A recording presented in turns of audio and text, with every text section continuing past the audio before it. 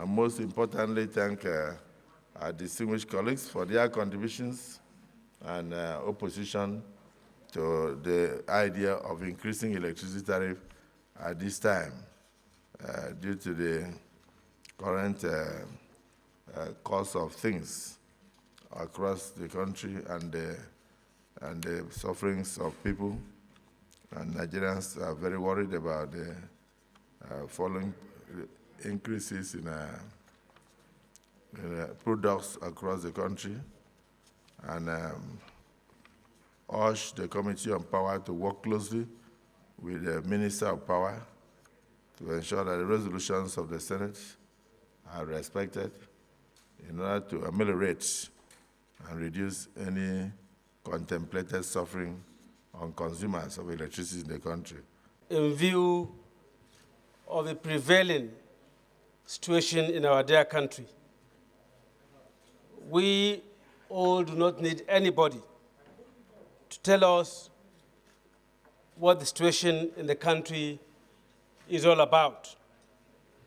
The populace are facing untold hardships, and the situation in the country is anything but normal.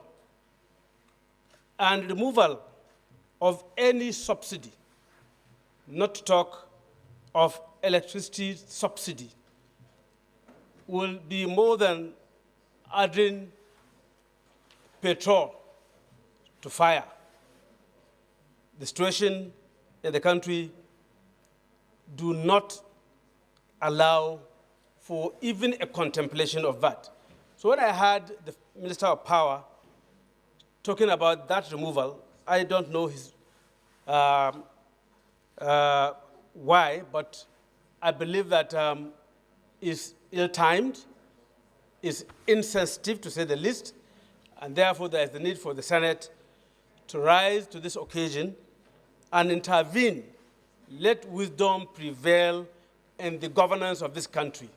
We must manage the situation that we have at hand and make sure that as much as possible, we continue to give hope to the people of Nigeria.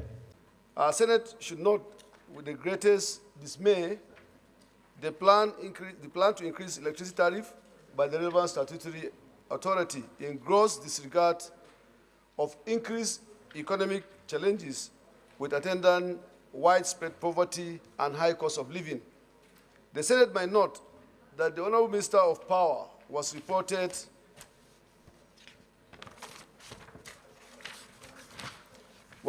saying the nation must begin to move towards a cost-effective tariff model as the country is currently indebted to the tune of 1.3 trillion naira to generating companies and $1.3 billion owed gas companies, according to him. Over 2 trillion needed for subsidy. Only 415 billion was budgeted for in 2024.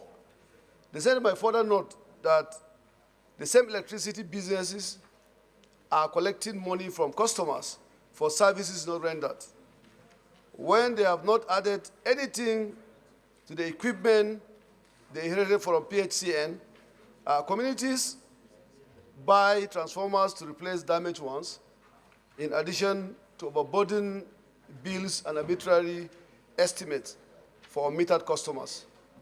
Cognizance, in a country where a greater number of population live below poverty level, with stagnant wages, rising inflation, and depreciating currency, the prospect of high electricity bill is unattainable. I think our concern for this moment should be how to generate electricity and effectively, adequately distribute electricity. Most of the problems that we're having today, especially in the manufacturing sector of the economy, is as a result of low power. And many organizations and companies are relocating from Nigeria simply because they don't have energy to drive their organizations.